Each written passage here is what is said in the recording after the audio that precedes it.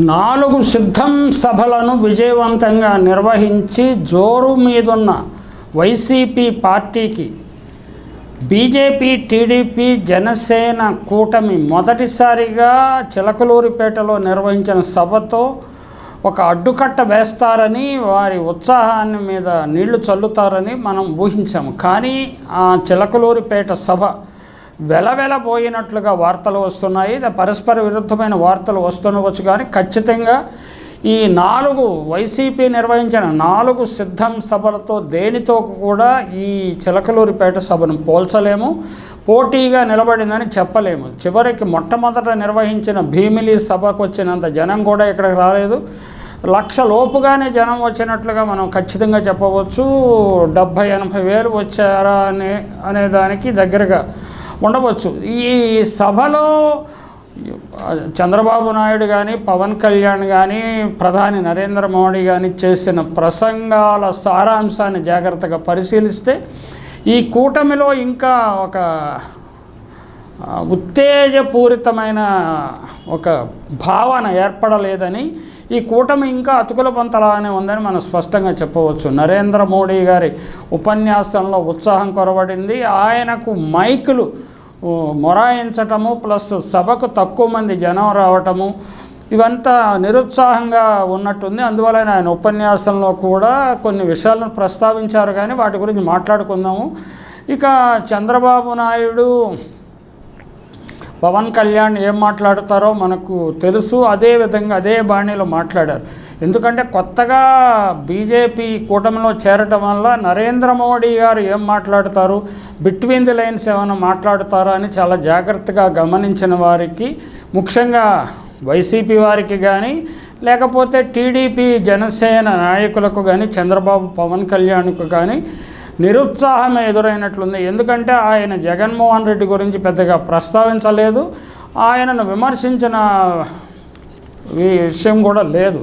అయితే YCP, Congress party ఒకే కుటుంబంలోని నాయకులు నిర్వహిస్తున్నారు కాబట్టి వారి మధ్య ఏదో అవగాహన ఉన్నట్లుగా మోడీ గారు చెప్పారు. అంతకుముందే చంద్రబాబు గారు మాట్లాడుతూ వాళ్ళ చెల్లెళ్ళే ముఖ్యమంత్రి గారి చెల్లెళ్ళే ఆయనకు జగన్మోహన్ రెడ్డికి ఓటు వేయొద్దని చెప్తున్నారు కదా, మీరు ఖచ్చితంగా ఓటు వేయకండి తమ్ముళ్ళు అని ప్రేక్షకులను కోరారు. ఆ తర్వాత మాట్లాడిన ప్రధాని 2 పార్టీలు ఒకటే, 2 పార్టీలను ఒకే కుటుంబం నుంచి వచ్చిన వారు నిర్వహిస్తున్నారంటూ తన ఊకదంపుడు ఉపన్యాసాన్ని చెప్పారు. చంద్రబాబు నాయుడు తన ప్రసంగంలో ఇంగ్లీషును, హిందీని కూడా జోడించి నరేంద్ర మోడీ గారికి అర్థమయ్యే విధంగా మాట్లాడటం ఈ సమావేశంలో కొంత కొత్తదనంగా భావించవచ్చు. అలాగే ఇది డిమానిటైజేషన్ గురించి గతంలో తిట్టాడు చంద్రబాబు నాయుడు, పొగిడాడు కూడా. మళ్ళీ ఇప్పుడు ప్రస్తావించి నరేంద్ర మోడీ గారు విశ్వగురు, ప్రపంచ స్థాయికి తీసుకెళ్తున్నాడు, గొప్ప ఎకానమీ తయారు చేస్తున్నాడు అంటూ చెప్పాడు. అలాగే స్థానిక నాయకులు, ముఖ్యంగా వైసీపీ నాయకులు లిక్కర్, శాండ్ కుంభకోణాలకు పాల్పడుతున్నారని చెప్పారు. అలాగే చెత్త పన్ను, విద్యుత్ ఛార్జీలు పెంచడం వాటి గురించి మాట్లాడాడు. ఎప్పుడు మాట్లాడిన విధంగానే కొత్తగా గంజాయి కేంద్రంగా మారిపోయింది ఆంధ్రప్రదేశ్ అన్నాడు. నిజానికి గుజరాత్లో దొరికిన మత్తు మందుల వ్యవహారాన్ని ఈ ఉపన్యాసం విన్నప్పుడు మరి నరేంద్ర మోడీ గారికి జ్ఞాపకం వచ్చిందో లేదో తెలీదు. కాండ్ల రేవులోని ఇతర చోట్ల ఎన్ని వేల కోట్ల రూపాయల విలువైన మత్తు మందు దొరికిందో మనకు తెలుసు.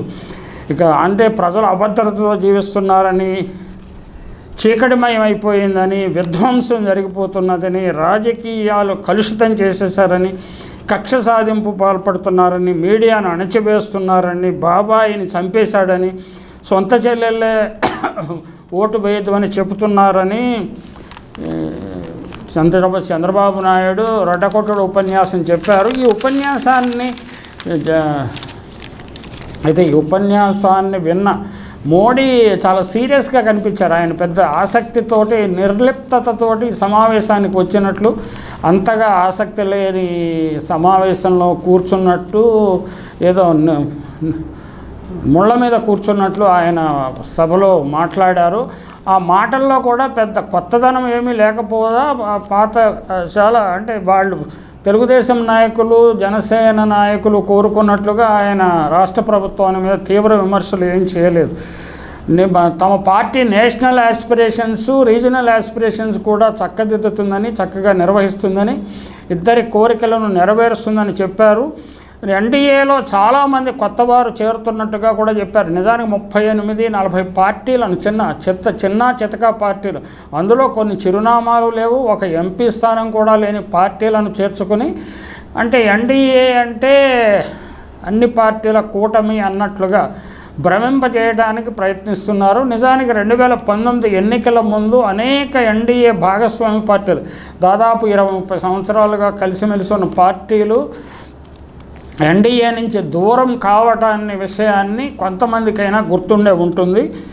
పవన్ బాబు చాలా కాలంగా ఆంధ్రప్రదేశ్ అభివృద్ధికి కృషి చేస్తున్నారట. చంద్రబాబు కృషి చేస్తున్నారు అంటే అభివృద్ధి చేశాడా దోపిడీ చేశాడా అన్న విషయాన్ని ఎలాగించి పవన్ కళ్యాణ్ ఎక్కడ అభివృద్ధి కృషి చేశాడు అంటే ఆయన ఏదో మరి బీజేపీకి మిత్రపక్షం కాబట్టి ఆయన పవన్ కళ్యాణ్ గురించి కూడా ఒక మంచి మాట చెప్పారా. ఆయన ఆంధ్రప్రదేశ్లో ఇప్పుడు వరకు అధికారంలో కనీసం ఎమ్మెల్యే కూడా కాలేదు. ఆంధ్రప్రదేశ్ అభివృద్ధికి ఆయనేం కృషి చేశారో మనకు తెలియదు. అది నరేంద్ర మోడీ గారికి పవన్ కళ్యాణ్కి మాత్రమే తెలియాలి.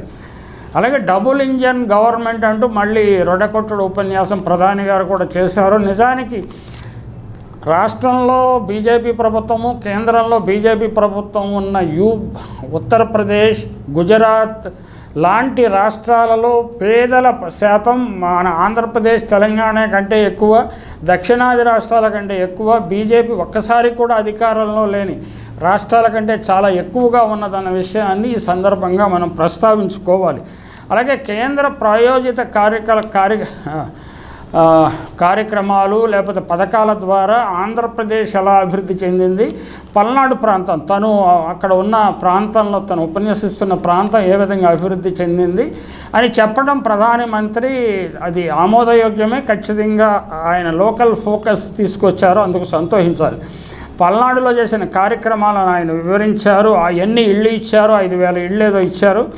అలాగే ఆయుష్మాన్ భారత్లో ఎంతమంది సభ్యులుగా ఉన్నారు, జల్ యోజన కింద ఉచితంగా ఇంటింటికి నల్లా కనెక్షన్ ఇవ్వటం అనే వాటి గురించి ప్రస్తావించారు. ఉచిత బియ్యం గురించి ప్రస్తావించారు.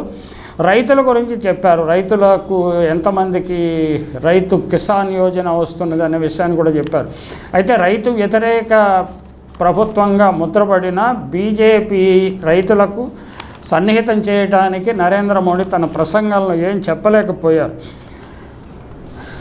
ఎన్డీఏ సేవాభావంతో పని చేస్తాయని ఎన్డీఏ పార్టీలన్నీ వాటిని ఎన్నుకోవాలని, వారు సేవ చేసే విధంగా నేను గ్యారంటీ మోడీ గ్యారంటీ ఇస్తారని, ఇక మోడీ గ్యారంటీ మొత్తం జాతీయ స్థాయిలో మోడీ గ్యారంటీ అనే ఒక ప్రచార ఆర్భాటాన్ని చేస్తున్నారు. కాబట్టి ఇక్కడ మోడీ గారు కూడా ప్రచార ఆర్భాటంలో భాగంగా మోడీ గ్యారంటీ అని ఒక పదాన్ని ఉపయోగించారు. నిజానికి మోడీ గ్యారంటీ 2014లో తిరుపతిలో వెంకటేశ్వర స్వామి సమక్షంలో తిరుపతిలో ఢిల్లీని మించిన రాజధాని ఆంధ్రప్రదేశ్కి నిర్మిస్తామని, తలదన్నే విధంగా నిర్మిస్తామని హామీ ఇచ్చారు. ప్రత్యేక హోదా గురించి మాట్లాడారు. కానీ అవేవి జరగలేదు కదా. అందువల్ల మోడీ గ్యారంటీ వరకు దేశ ప్రజలు నమ్ముతుండొచ్చు, కానీ ఆంధ్రప్రదేశ్ ప్రజలు అసలే విశ్వసించరన్న విషయాన్ని మోడీ గుర్తించాల్సి ఉంటుంది. అలాగే తను 2014లో నేను ప్రశ్నిస్తాను, ఎన్నికల మేనిఫెస్టోలో చేసిన ప్రతి వాగ్దానం అమలు చేసే విధంగా నేను చూస్తాను, నేను గ్యారంటీ అని చెప్పిన పవన్ కళ్యాణ్ కూడా వాటి గురించి ఏమీ ప్రస్తావించలేదు. ఈ సమావేశంలో 30 కోట్ల మందిని పేదరికం నుంచి పైకి తీసుకొచ్చామని కూడా మోడీ గారు ఘనంగా చెప్పుకున్నారు. అంటే 80 కోట్ల మంది భారతీయులకు ఉచిత బియ్యం సరఫరా చేస్తూ 30 కోట్ల మంది భారతీయులను పేదరికం నుంచి వెలుకు తీసామని చెప్పుకోవడము కొంచెం విడ్డూరంగా ఉంటుంది. పేదరికం 5% తగ్గిపోయిందని చెప్పుకోవడం కూడా చాలా చాలా విడ్డూరం. అది అంటే కాకి లెక్కలు వేసి పేదరికం పోయింది అని చెప్పడం అనేది నరేంద్ర మోడీ గారు అంటే ఆయనకి వీళ్ళు నీతి ఆయోగ్ వాళ్ళ లెక్కలు అవి చూసి ఆయన చెప్తుండొచ్చు, కానీ ప్రజలు నమ్మటానికి సిద్ధంగా ఉన్నారా అంటే ఖచ్చితంగా నమ్మరు. 10 లక్షల ఇళ్ళు కట్టించారు, ఖచ్చితంగా అందుకు సంతోషించాలి. ఇన్ఫ్రాస్ట్రక్చర్ డెవలప్ చేస్తున్నారు, అందుకు కూడా సంతోషించాలి. పల్నాడులో 5,000 ఇళ్ళు కట్టించడానికి కూడా సంతోషించాలి. కానీ అసలు మనకి ఆంధ్రప్రదేశ్ ప్రజలు ఎదురు చూస్తున్న ప్రత్యేక హోదా విషయం గురించి కానీ, లేకపోతే పోలవరానికి నిధుల కేటాయింపు విషయం కానీ ఎక్కడా ప్రస్తావించకపోవడం విడ్డూరంగా ఉంది. ఏపీలో 1 కోటి నల్లా కనెక్షన్లు ఉచితంగా ఇచ్చారు అని చెప్పారు. ఖచ్చితంగా అది చాలా సంతోషించదగిన పరిణామము. ప్రజల కనీస మౌలిక అవసరాలను తీర్చడానికి కేంద్ర ప్రభుత్వము, రాష్ట్ర ప్రభుత్వం చేస్తున్న కృషిని ప్రజలందరూ అభినందిస్తారు. అయితే రోజుకు 20 రూపాయలు రైతులకు ఇస్తూ, రోజుకి 20 రూపాయలు అంటే సంవత్సరానికి 6,000 రూపాయలు అంటే అంత 20 కంటే తక్కువే వస్తుంది. అంత లెక్క ఇస్తూ ఏదో రైతులను ఉద్ధరించాము అని చెప్పడం అనేది కొంచెం విడ్డూరంగా ఉంటుంది.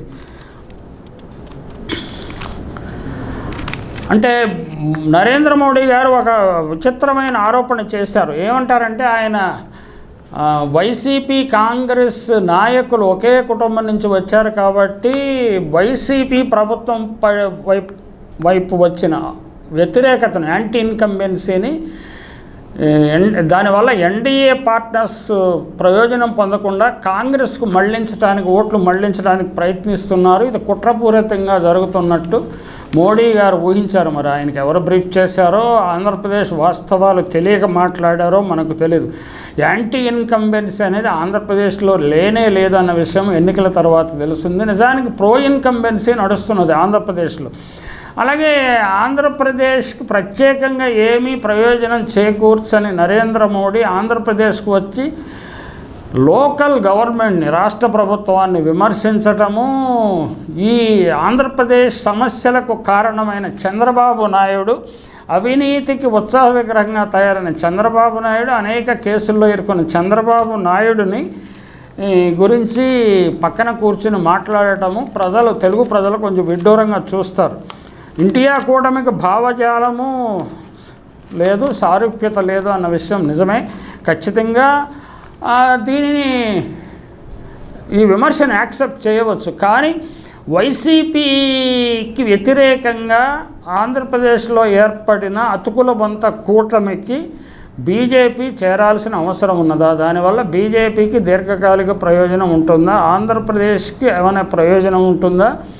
బీజేపీ బలపడటానికి ఏమైనా దోహదం చేస్తుందా అంటే ఇవన్నీ చాలా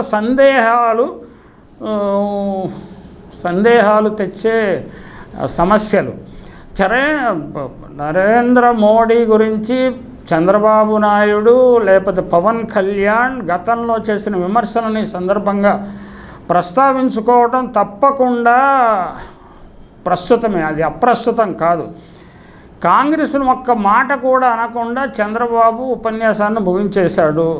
బాబు ఏం మాట్లాడినా ప్రజలు స్పందించలేదు. మోడీని కాకపట్టడానికి రాసుకొచ్చిన హిందీలో, ఇంగ్లీష్లోనూ మోడీని పొగిడాడు చంద్రబాబు నాయుడు. మోడీని గతంలో తన బావమరిదితో బాలకృష్ణ బియ్యంకుడితో తిట్టించి తాను తిట్టి మోడీకి దూరమైన చంద్రబాబు ఆయనను బహిరంగంగా ప్రశంసించడం కొంతమందికైనా విడ్డూరంగా ఉంది. పవన్ కూడా మోడీని పొగడటంలో పోటీ పడ్డాడు. అంటే పొగడతంటే అందరికీ ఇష్టమే కాబట్టి మోడీ చాలా ఇష్టపడి ఉండవచ్చు. అయితే మనం అందరం ఒకసారి ఫ్లాష్ బ్యాక్లకు వెళ్లాల్సిన అవసరం ఉంది. 2019 ఎన్నికల ముందు బాబు మోడీని అనరాని మాటలు ఎన్నో అన్నాడు. మోడీ దేశాన్ని అమ్మేస్తున్నాడని చెప్పాడు. దేశ రక్షణ రంగంలో అతిపెద్ద కుంభకోణంగా 59,000 రఫేల్ ఒప్పందాన్ని పేర్కొన్నాడు. దానికి సంబంధించిన నివేదికలు ఉన్నాయని చెప్పాడు. అందులో నేరుగా ప్రధాని కార్యాలయం ప్రమేయం ఉండే అవకాశాలు ఉన్నాయన్నాడు. దానిపై ప్రధాని మౌనంగా ఉండటం విశేషం. నరేంద్ర మోడీని కరుడుగట్టిన ఉగ్రవాది అన్నాడు, మంచివాడు కాదన్నాడు, భార్యనే చూసుకునేవాడు దేశాన్ని ఏం చూసుకుంటాడన్నాడు. నాకు కుటుంబం ఉంది, మోడీ నీకేముందని ప్రశ్నించాడు. మోడీ వస్తే ముస్లింలు బతకరని చెప్పాడు. విభజన హామీలను 4 బడ్జెట్లో పట్టించుకోలేదు అని అన్నాడు. నిజానికి పట్టించుకోలేదు కూడా. రాష్ట్రం కోసం 29 సార్లు తల వంచుకొని ఢిల్లీ వెళ్ళాడని చంద్రబాబు చెప్పాడు. కేంద్రం ముందు చేయి చాచా ఎలాంటి కనికరం చూపలేదని చెప్పాడు. బీజేపీతో పొత్తు పెట్టుకోకుంటే ఇంకా 15 సీట్లు వచ్చేవి అని కూడా అన్నాడు. పవన్ మోడీ గురించి అన్న మాటలు కూడా విడ్డూరంగా మాటలు. ఆ మాటను ఎలా మారుస్తారో వాళ్ళు చూడండి. ఎన్నికల్లో గెలవడానికి పాకిస్తాన్తో ఉత్తిత్తు యుద్ధాలు చేశాడు అని నాకు సమాచారం ఉందని అన్నాడు. హోదా ఎగ్గొట్టి 2 పాచిపోయిన లడ్లు ఇచ్చాడని అన్నాడు బహిరంగ సభలో. మనల్ని బీజేపీ వాళ్ళు కుక్కల్లో చూస్తున్నారు, దక్షిణ భారతదేశం అంటే వివక్ష చూపుతున్నారని కూడా బహిరంగంగా చెప్పాడు. అలాగే మోడీ కూడా బాబు గురించి అనేక మాటలు అన్నాడు. పోలవరంను ఏటీఎంలాగా వాడుకుంటూ దోచుకున్నాడు బాబు అన్నాడు. సంపదను సృష్టించలేదు కానీ హెరిటేజ్ ఆస్తులు పెంచుకున్నాడు అన్నాడు. అలాగే ఇది ఆంధ్రప్రదేశ్ని సన్ రైజ్ స్టేట్గా పెంచకుండా కొడుకు కోసం పెంచుతున్నాడు అని కూడా అన్నాడు. బాహుబలి సినిమాలో బల్లాల దేవుళ్ళు అంటాడు బాబు అని అన్నాడు. ముందు కాంగ్రెస్కును తర్వాత ఎన్టీఆర్కు తర్వాత బీజేపీకి వెన్నుపోటు పొడిచాడు బాబు అనే విషయము తెలుగు ప్రజలు బాగా గుర్తించారు. నిజమే, నాకంటే సీనియర్ బాబు, కొత్త పొత్తులు కుదుర్చుకోవడంలో వదిలేయటంలో అని కూడా నరేంద్ర మోడీ గతంలో చురక అంటించాడు. ఈ మొత్తం మీద అంటే స్టేజీ మీద కూర్చున్న 3 నాయకులు పరస్పర విశ్వాసంతో కూర్చున్నారా, రాజకీయ అవసరాల కోసం కూర్చున్నారు, ఎవరు ఏ అవసరాల కోసం కూర్చున్నారు, వీరి మొక్కుబడి పొత్తు వల్ల నిజానికి ఆ కూటమికి ఏమైనా ప్రయోజనం చేకూరుతుందా అంటే వచ్చే ఎన్నికల తర్వాతనే తేలుతుంది.